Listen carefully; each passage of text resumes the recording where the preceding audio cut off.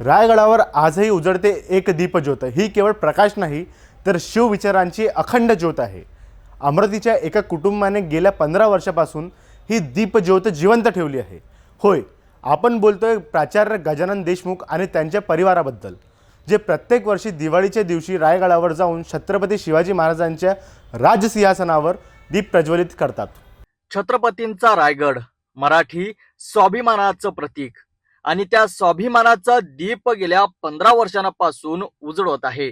अमरावतीचे शिवभक्त प्राध्यापक गजानन देशमुख आणि त्यांचा परिवार। देशमुख कुटुंब दरवर्षी लक्ष्मीपूजनाच्या दिवशी 1700 किलोमीटरचा प्रवास करून रायगडावर पोहोचतात।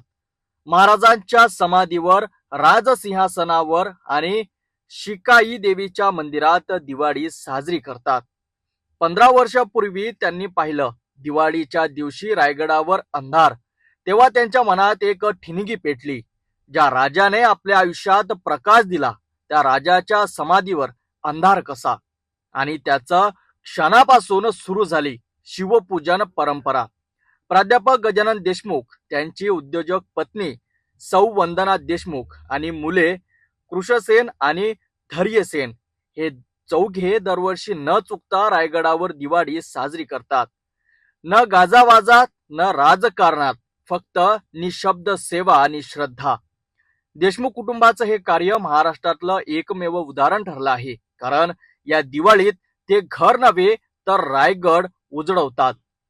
जर ही परंपरा मुंबई पुण्यातील एखाद्या संस्थेने सुरू केली असती तर ही बातमी मोठी झाली असती, पण विदर्भातील या